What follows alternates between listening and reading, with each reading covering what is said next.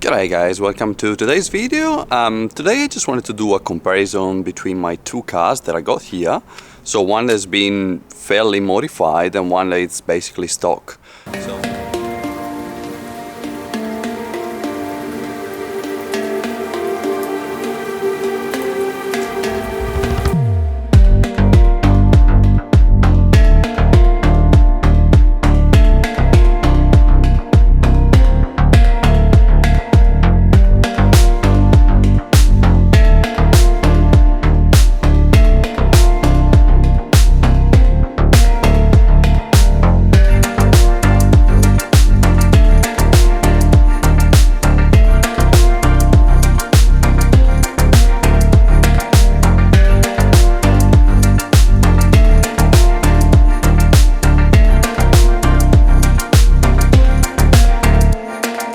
I wanted to compare these cars because they are basically very similar but also very different, especially in the way they drive.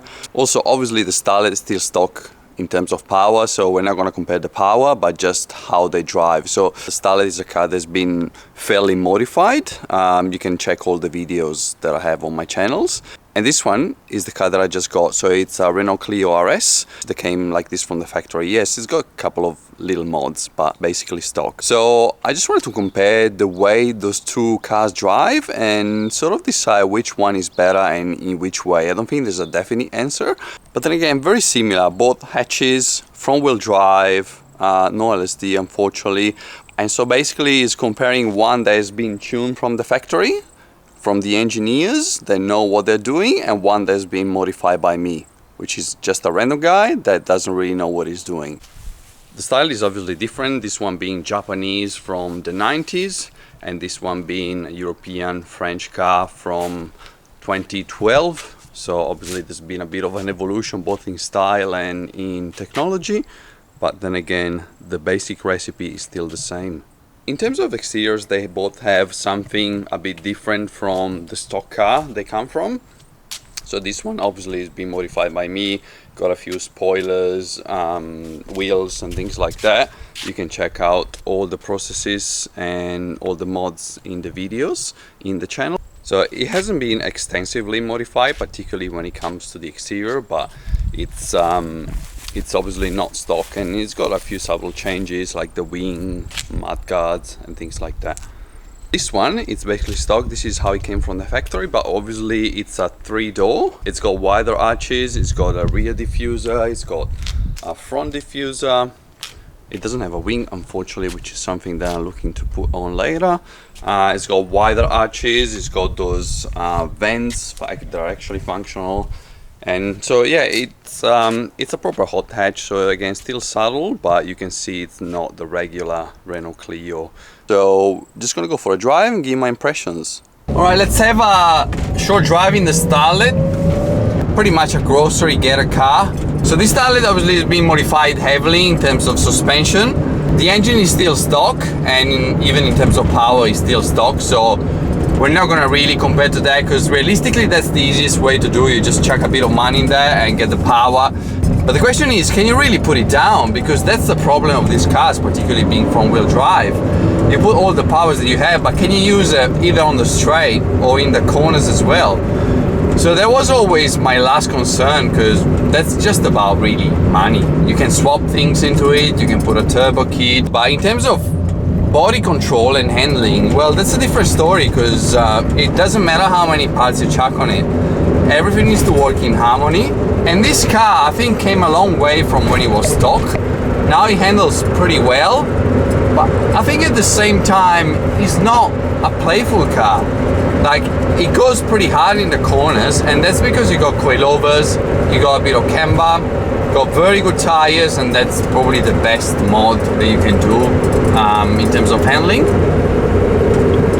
But it's not a playful chassis still. I can check it pretty quick in the corners and it will handle, but it's not a playful chassis saying I cannot really go in a bit quicker, tap the brakes and get in the rear to kick out and adjust it, because, well, first of all, this car is such a short wheelbase that it makes it very twitchy. And then the fact that it's also got a very long steering rack ratio, it makes it really hard to correct oversteers or any other thing in the corner, and that's because this car wasn't engineered from factory to do that kind of stuff. And so at the limit, or when you push it, it becomes pretty evident to me. Again, this doesn't mean it's not a fun car, it's just not as enjoyable from a sports driving perspective. It doesn't mean it's not capable, right, in the corners or even in terms of track time, but that's really about handling. It's really about grip. And you can find that with coilovers, sway bars, tires. This car got very good grip, but the way you can use the grip, I think that's the way it differs from the Clio. All the rest follows as well, as I mean, the steering rack, the gearbox, it's there, let's just say. It's pretty long, there's a short shifter you can put, but at the same time it's not even notchy, it just really, it feels like a very light and soulless gearbox. It's fairly precise for what it is, but there's no sports use in this one. If you try to shift a bit too quick, you might actually, you're not gonna have a great experience. So it's got its limitations. This car was again a grocery getter. The seating position is pretty high. Again, you can change the seats, yes. I changed the pedals as well to have better heel and toe position. You can push it as much as you want, it's not really rewarding, but that's easy. Like you can chuck on a muffler, again, and you swap turbo. But once you got all the power, you're gonna be spinning the tires all the way in the corners. It's gonna be torque understeer every time, and because the suspension geometry is not really set up for that, there's not much you can do. Yes, I got the anti-lift kit, but even there, it's just a little adjustment. Having a car that wasn't really meant to be fast and make it actually go faster than what it was supposed to be, that's pretty fun for me. And also, let's not forget the fun in building it. I think that was the most fun part for me, just really building this car, getting to know it, and because it's very easy to work on, I learn a lot. I definitely encourage anyone to take on a project car, no matter what it is. Again, for me the challenge was really getting a car that wasn't meant to go fast and try to make it go fast. And I think I've achieved that with this one. It's just that we haven't got to the stage of power, because again, this was supposed to be a budget project. I think in terms of budget, we already spent more than what the car was worth. And when it comes to the engine, I'm not the kind of guy that can just chuck on a turbo kit from eBay and hope for the best, knowing it will blow up. I just want to do things properly, and to do that, it's a pretty big amount of money. So I'm sort of thinking, is it really worth it? And then again, with all the limitations that we just talked about, is it really going to be enjoyable, or you rather put that money towards something that's been already engineered from the factory to do that, and actually have a car that's worth that money? Because let's not forget, you chuck 10 grand of engine mods, you're not gonna get that 10 grand back when you sell the car. Like, technically, people don't give a crap about the mods, or they do, but still, you're not gonna get the payout on those mods unless you really heavily discount. So that's why I also think that planning out a car when you sell it is the best way to do it. So anyway, let's jump on the Clio and let's feel how it differs from this one. Alright, we are in the Clio now, and you can feel straight away it's a different environment. There's no squeaks, there's no cracking, there's no strange sounds that come from the chassis. It's just a more refined environment in general, and that's because everything was supposed to work like this from the factory. I think even my voice is a bit clearer, even though the exhaust is a bit more noisy. If you try to go on the track with the Starlet, because it wasn't engineered for that, you're very likely to need a radiator and things like that, because it just have 3 liters of oil in the stock engine, so it will overheat very quickly. This is a car that's 12 years old, but overall it'll withstand truck usage pretty well.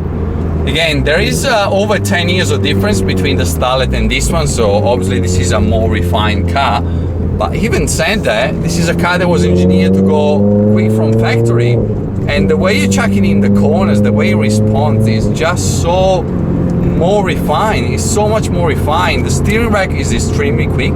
Again, this car, the Clio 200, has a quicker steering rack than the 197. So this was the second iteration, or the Series 2, if you want to call it like that. So it had further improvements. It had shorter gear ratio. We got 6 gears, and the shifting feel is quite good. It's not a perfect or the best gearbox I ever experienced, but it's definitely suited for sport driving and quick shifting. It's precise, it's notchy just enough, and it's short. So the engine is always on the right RPM when you push it, while the Starlet, or any other car for the matter, there was an engineer for that. You change the gears and they tend to have very long gears, and that obviously ruins the experience.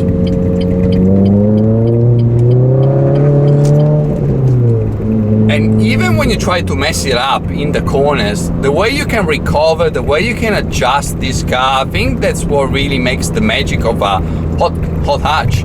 This one in particular, but in general, a car that was set up from factory to go fast and have fun. It's really playful. You can put the power down. It's got 200 horsepower. You can put it down all the time, and because the suspension geometry was set up to use that amount of power, you can put it down all the time.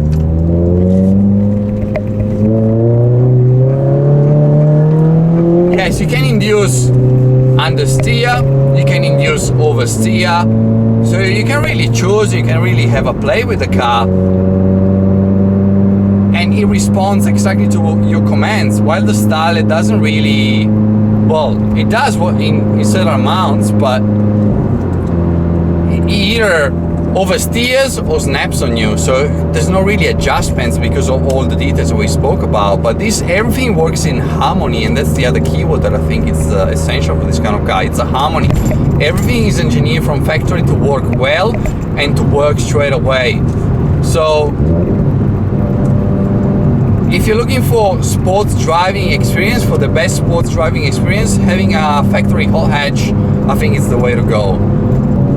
But then I think this one misses the other parts, which is building the car, which is fun as well.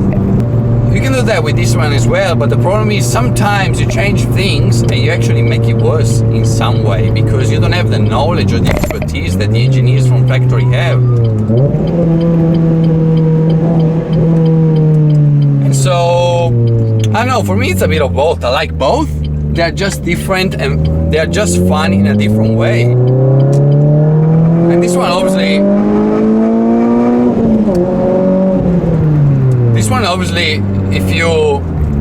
if you want to push it, it'll go. But then again, it's not just about power now. We're not comparing the power now. I think really the difference is everything works in harmony. Everything was engineered to give you a nice experience, a fun experience. Not necessarily do the best time on the track, but for that you just need tires, bit of suspension geometry, and good to go. But the way the car responds to your inputs, it's really, it's what makes the difference. And no matter what I do to the Starlet, it's just not going to respond to that. Also, obviously, it's an older chassis, and it does pretty well for what it is. So in conclusion, if you're looking for a good experience in terms of sports driving, having a factory hot hatch really can be beaten because it does everything. You can carry things, people, and it goes reasonably fast. Fuel economy is there, so it does everything really, and it's fun, and it's normally not too expensive. Well, nowadays we got stupid prices even on hot hatches, but in general it's not too expensive, particularly something like this that is second hand. Well, if you want to have the fun building the car and making your own, making something very special that is unique, then a project like the Starlet might be the way to go. I hope you enjoyed this little review into different type of cars. And which one do you prefer? Building your own car or get something that is already good from factory? Let me know in the comments below, and I'll see you in the next video.